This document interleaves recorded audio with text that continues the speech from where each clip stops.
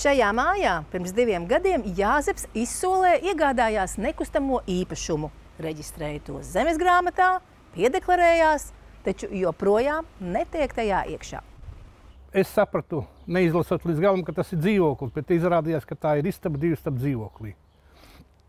Ierakstīju zemesgrāmatā, reģistrēju savu dzīves vietu, un atnākot šeit, es netiek iekšā. Mana otrā puse, kas ir otrās istabas īpašniece, nelaiž.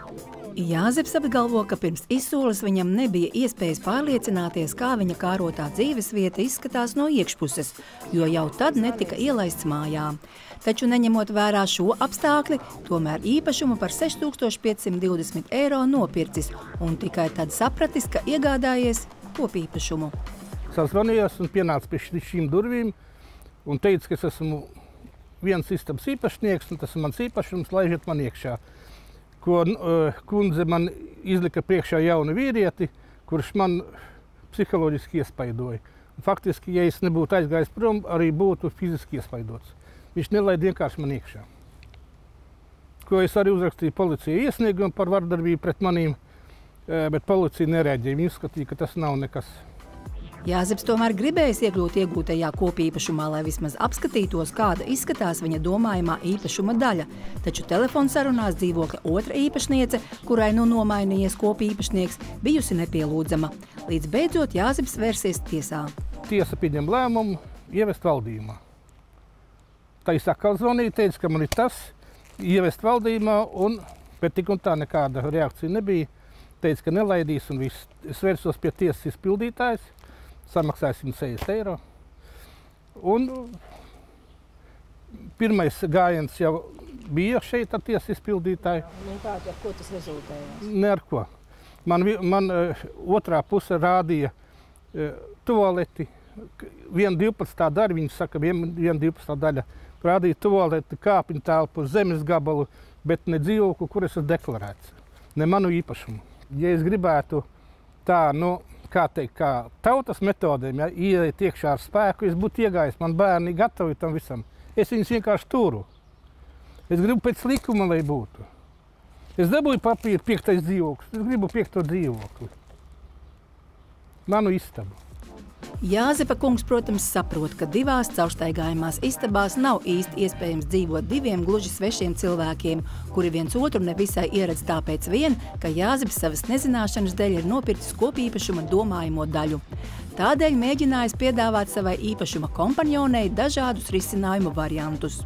Es esmu piedāvājis arī, lai viņi apmaksā man to istabas īri, lai es varu citā vietā īrēt. Es piedāvāju atpirkt viņas arī pēcapmaksu. Es gribēju pārdot, es cenšos 2 gadus pārdot, viņi nelaiž pircējus iekšā. Raidījuma 4. studija kameras priekšā Jāzeps īpašumā 2. reizi cenšas iekļūt tiesu izpildītājus un policijas pavadībā. Uz dzīvokli otrā īpašniece neaicina, taču uzskaita visus komunālos maksājumus, ko Jāzeps šo 2 gadu laikā nav maksājis. Sausās tualetes izvešana, elektrības patēriņš par pļaušanu. Visa šitā teritorija esviņu koku.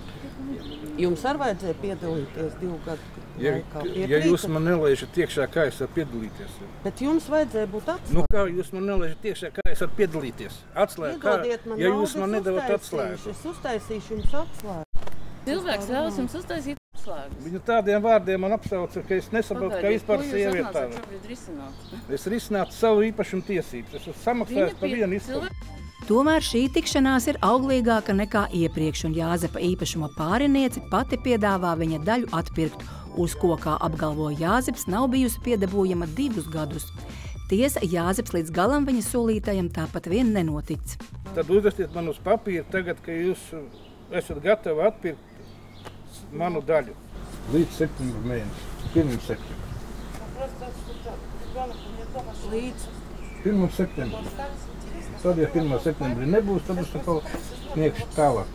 Niekavās rakstiet 6700 eiro. Lai pierādījums tam, ka ir vērtība. Citādi papīrs priekš tās summas neko nenozīmē. Kā nu pat kļuva zināms, darījums ir noticis un Jāzeps savu daļu no jau bijušajai kopīpašniecei ir pārdevis.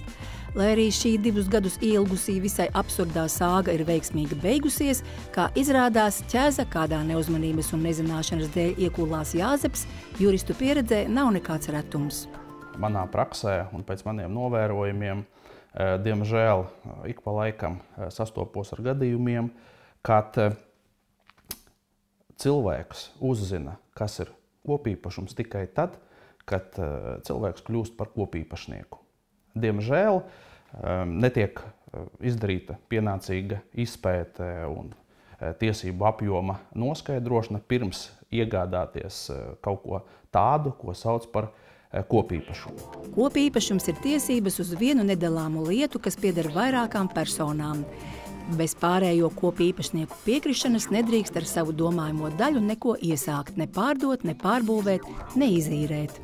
Izsole tas ir cits teiksim, tiesiskais institūts, jā, un piekrišana nav nepieciešama, bet kopīpašnieki arī paši var piedalīties šādā izsolē. Pirmkārt, tiesu izpildītāji, kā šajā gadījumā, jā, rīko izsoles.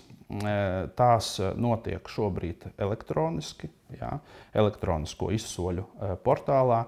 Un parasti arī jau šajos portālos, kad cilvēks attiecīgi atver attiecīgo aktuālo izsoli, tur ir tomēr pieejams kaut kāds vismaz izvilkums no nekustamā īpašuma vērtējuma, ja, kur attiecīgi var smelties šo te informāciju, vai tiek pārdots īpašums, kas pieder vienai personai, vai tās tomēr domājamās daļas. Jevgeņijs Šumejko aicina ikvienu, kurš apņēmies iegādāties dzīvokli izsolē, nekautrēties un pirms izsoles neskaidrību gadījumā sazināties ar tiesu izpildītāju vai arī doties uz konsultāciju pie jurista. Turklāt advokāts uzsver, ka risinājums, ko izdevies panākt Jāzepam un otrai kopīpašniecei, ir daudz izdevīgāks abām pusēm nekā iespējamā tiesāšanās. Jana Vītoļņa, Mārtiņš Avots, Mikola Bastanžijevs, 4. studija.